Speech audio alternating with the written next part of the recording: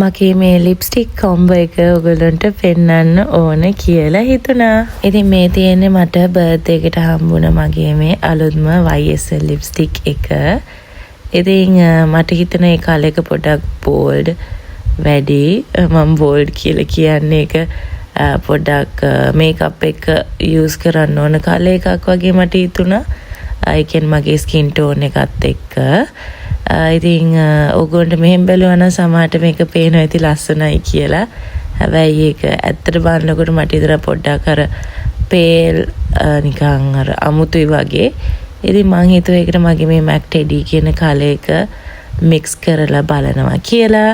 ඉතින් මේ ලිප් ලයිනර් එක නෙමෙයි මම මේකට යූස් කරන්න හිටියේ. මට මේකට යන ලිප් ලයිනර් පෙන්සිල් එක හොයාගන්න නැහැ. ඉතින් මම ෆවුන්ඩේෂන් ඇප්ලයි කරලා බ්ලෂ් දාලා අයිලයිනර් මස්කාරා තමයි දාලා තියෙන සන්බ්ලොක් ප්‍රයිමර් එකට අමතරව. ඉතින් ඒ ටික මම රෙකෝඩ් කරා. ඒක එච්චර ක්වොලිටි නෑ එතන රෙකෝඩ් වෙච්ච එක. ඉතින් ඔයගොල්ලන්ට මේ මම පෙන්නන අවුට්ෆිට් එක ගැන කියන්න ඕන. මම මේ ඇඳුම් දෙක මම ඉතින් අවුරුදු 3කට වැඩි තියාගෙන අඳින්නම හිටියා. ඊට පස්සේ අඳින්න උනේ නැහැ. මං හරිම ආස එකක් අර හිටපු ගමන් තියෙනවනේ අපි මේ ආස ඇඳුමක් අඳින්නම් කියලා හිතාගෙන ඉන්න අඳින්න ඕනේ නැහැ වගේ. ඉතින් අද තමයි මේක ඇන්දේ මං.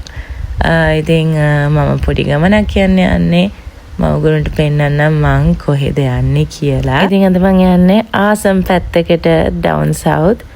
ඉතින් මොකද හිතන්නේ මගේ මේ ෆයිනල් ලුක් එක ගැන. මං කොහෙද ගියේ කියලා පෙන්නන්නම්.